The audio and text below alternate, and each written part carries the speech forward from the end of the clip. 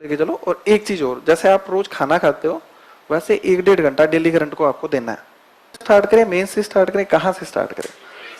Prelim से ही करते हैं, है ना? तो प्रीलिम्स के लिए जो यूपीएससी क्या डिमांड करती है? प्रीलिम्स के लिए यूपीएससी डिमांड करती है कि आपका नॉलेज चेक करती है वो, कि आपने कितना डीप में पढ़ा है ना? तो जब हम कोई सब्जेक्ट को पढ़ते हैं, जैसे हमने हिस्ट्री उठा लिया, तो हिस्ट्री में 3 पोर्शन होते हैं, एंशिएंट, मिडाइवल और मॉडर्न। तो आप उसमें कितना डीप में पढ़ते हैं, ये नहीं कि आपने फैक्ट कितने रटे हैं, आपने चीजों की समझ कितनी है और उसके साथ में फैक्ट्स, ये 2 चीजें हैं वो यूपीएससी डिमांड करती है प्रीलिम्स के लिए।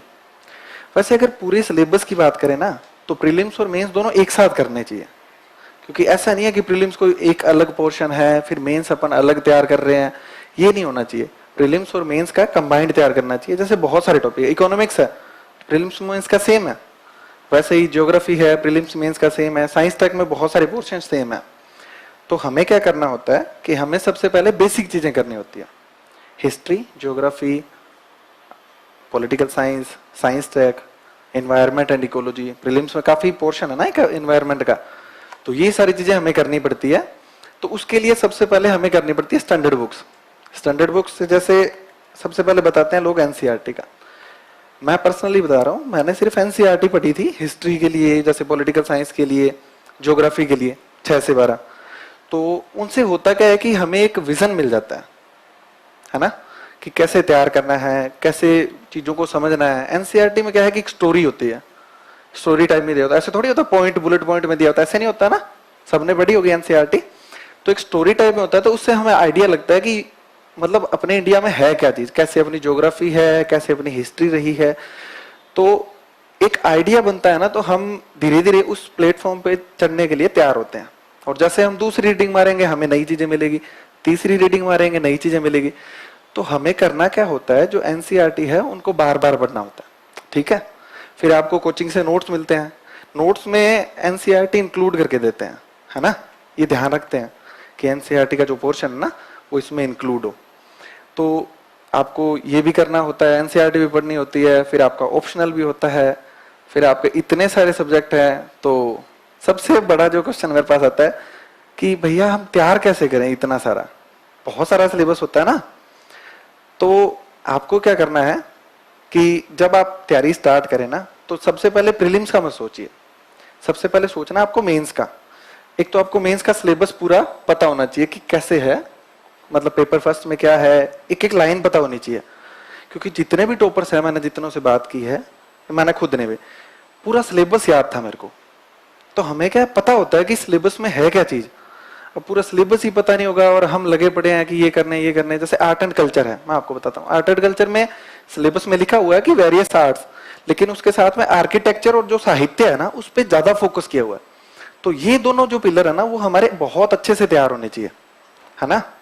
तो इसके बाद में हम जैसे तैयार करते हैं, अब प्रीलिम्स की लग गए आप, तो प्रीलिम्स में सिर्फ ऑब्जेक्टिव क्वेश्चन को सॉल्व करने पे फोकस नहीं होना चाहिए, क्योंकि प्रीलिम्स का पेपर आ रहा है ना वो ओपिनियन बेस्ड आ रहा है। इस बार का पेपर देखा होगा आपने, इस बार के पेपर में ओपिनियन बेस्ड क्वेश्चन थे। अगर आपको आता है तो आता है। जैसे एक क्वेश्चन था,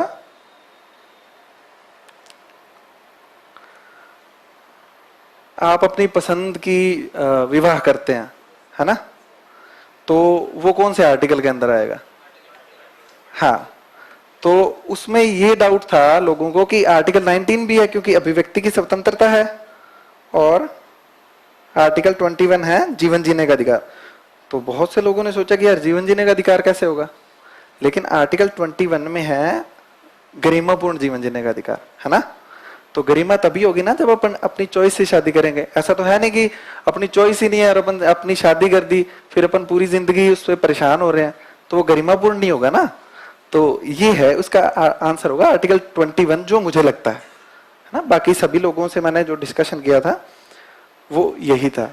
तो इस तरीके से ओपिनियन बेस्ड क्वेश्चन आते हैं, तो वो मेंस की तैयारी में ही आपके कवर होते हैं।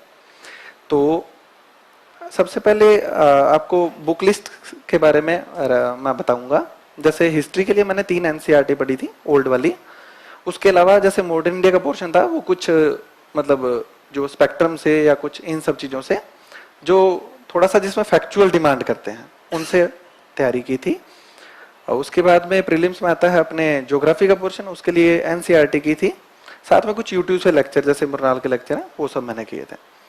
फिर पॉलिटिकल साइंस में मैंने लक्ष्मीकांत पढ़ी थी, और उसके अलावा कुछ टॉपिक्स होते हैं उनके लिए कुछ नोट्स जैसे करंट के हैं तो मैगजीन वगैरह हम पढ़ते हैं, वो सब चीज़ें कवर करते हैं। इकोनॉमिक्स के लिए मैंने यूट्यूब पे जो चैनल वगैरह है उनका सहारा लिया था, मृणाल की जो लेक्चर्स है ना वो पढ़े थे। और साइंस टेक के लिए मैंने करंट का पोर्शन पढ़ा था। पीटी 365 देखी होगी सबने, वो पढ़ी थी साइंस टेक के लिए, बहुत अच्छी आती है, मतलब उसमें से आपको काफी क्वेश्चन मिलते हैं, और अगर नहीं मिलते तो इनडायरेक्टली आपको हेल्प करते हैं वो।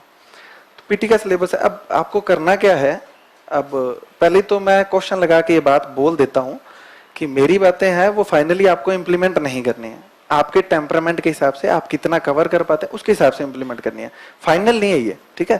क्योंकि मेरी स्ट्रेटजी है वो जरूरी नहीं है आप पे भी सही बैठे, ठीक है। तो आपको क्या करना है कि 2 सब्जेक्ट लेके चलने हैं दिन में, जो मैं करता था। दिन में 2 सब्जेक्ट लेके चलने से क्या होता है कि एक तो मोनोटोनस शेड्यूल होता है ना, जब अपना एक आयामी, तो बोरियत महसूस होती है। जैसे सुबह से हिस्ट्री पढ़े, एंशियंट एंशियंट एंशियंट, क्या यार ये आ रहा है, ये गुप्ता आ रहे हैं, चोल आ रहे हैं, वापस चोल आ गए, ये क्या सिस्टम है, तो क्या है कि परेशान हो जाता है। तो एक हिस्ट्री ले लो, उसके अलावा एक पॉलिटिकल साइंस ले लो, तो क्या है कि हिस्ट्री भी पढ़ रहे हैं, पॉलिटिकल साइंस भी पढ़ रहे हैं, तो दोनों में अच्छा लिंकेज बैठ जाता है। उसके अलावा ज्योग्राफी ले लो, तो ज्योग्राफी और हिस्ट्री लेंगे ना, तो हिस्ट्री में जैसे कहाँ से अटैक हुए, गोलन दर्रा, खैबर दर्रा, तो हमें क्या आइडिया लगता है कि अच्छा यहाँ पे जगह थी इसलिए वो लोग आ गए, और आपके दिमाग में एक स्टोरी चलनी चाहिए, इसीलिए एनसीईआरटी पढ़ने का बोलते हैं। स्टोरी चलती है तो हमें आइडिया होता है कि कैसे लोग आए थे, है ना। तो इस तरीके से 2 सब्जेक्ट आप लेके चलो। और एक चीज और, जैसे आप रोज खाना खाते हो वैसे 1-1.5 घंटा डेली करंट को आपको देना है, चाहे आप वो न्यूज़पेपर पढ़ें, चाहे फिर ऑनलाइन कोई वेबसाइट खंगालें, या फिर कुछ भी जो आपको लगता है, कुछ मतलब ऑडियो वगैरह कुछ सुनते होंगे, या कोई जिस्ट आते होंगे, जैसे एनालिसिस होते हैं ना अखबारों के, तो वो पढ़ सकते हैं, या फिर कोई न्यूज़पेपर भी पढ़ सकते हैं। लेकिन करना क्या है कि 1-1.5 घंटा आपको करंट को देना ही है। ये अब बांध लो, जैसे आप टूथब्रश करते हो ना सुबह सुबह, तो वैसे ही आपको अखबार या जो भी करंट का है वो पढ़ना है। ये तो मतलब कंपलसरी चीजें हैं जो आपको करनी है। 2 सब्जेक्ट लेके चलना है, और जब आप प्रीलिम्स की तैयारी स्टार्ट करें तो 2-3 महीने बाद में, जब आपने मतलब प्रीलिम्स की नहीं, जब आपने यूपीएससी की तैयारी स्टार्ट की, 2-3 महीने बाद में आपका ऑप्शनल पता होना चाहिए कि आपको क्या लेना है। उसकी अगर आपको कोचिंग करनी है तो कोचिंग कर लो, और अगर नहीं करनी है तो सेल्फ आपको पूरा का पूरा तैयार करना है ऑप्शनल, है ना। क्योंकि ये मत सोच के बैठना कि प्रीलिम्स के बाद में ऑप्शनल डिसाइड करेंगे और उसको तैयार करेंगे, इतना टाइम नहीं मिल पाएगा प्रीलिम्स के टाइम पे, है ना। तो ऑप्शनल प्रीलिम्स से कम 3 या 4-5 महीने पहले तक आपका एक बार कवर होना चाहिए, उसके सिनॉप्सिस वगैरह जो भी आप बनाते हो वो सारे तैयार होने चाहिए, है ना। तो ये सब करके फिर आप डेली के 2 सब्जेक्ट लेके चलो। प्रीलिम्स के लिए नोट्स मैं तो नहीं बनाता था, क्योंकि प्रीलिम्स के लिए नोट्स कितने बनाएंगे, प्रीलिम्स में कहीं से भी पूछ सकते हैं ना, कोई अंत थोड़ी है प्रीलिम्स का। तो प्रीलिम्स के लिए नोट मैं नहीं बनाता था। अगर किसी को लगता है कि उसे बनाने चाहिए तो टाइम बहुत ज्यादा लगेगा, बना सकता है, मैं बाइंड नहीं कर रहा किसी को, लेकिन प्रीलिम्स के लिए नोट्स नहीं बनाया जाए तो ही ठीक है ना। और जो भी मटेरियल पढ़ रहे हैं आप, एक तो अपनी आदत होती है कि हम लोग बुक्स पे बड़ा बिलीव करते हैं, बहुत सारी किताबें उठा के ले आएंगे, और लाइब्रेरी में या जो भी रूम में बैठते हैं ना, वहां पे इतनी इतनी बुक्स जब सजी होगी तभी हमें सुकून मिलता है कि हाँ यार अब ठीक है, अब पढ़ाई यूपीएससी वाले लग रहे हैं। तो ये बहुत ही गलत चीज है। बुक्स लेके आओ आप बहुत ही कम, एक तो सारी एक साथ मत लेके आओ कि सारे सब्जेक्ट एक साथ ले और पढ़नी स्टार्ट कर दी, वो बर्डन फील होता है कि इतनी सारी बुक्स है कैसे कंप्लीट होगी। आपने ज्योग्राफी स्टार्ट किया, ज्योग्राफी की बुक्स लेके आओ या नोट्स लेके आओ, आपकी कोचिंग के हैं तो उनको कंप्लीट करो पहले।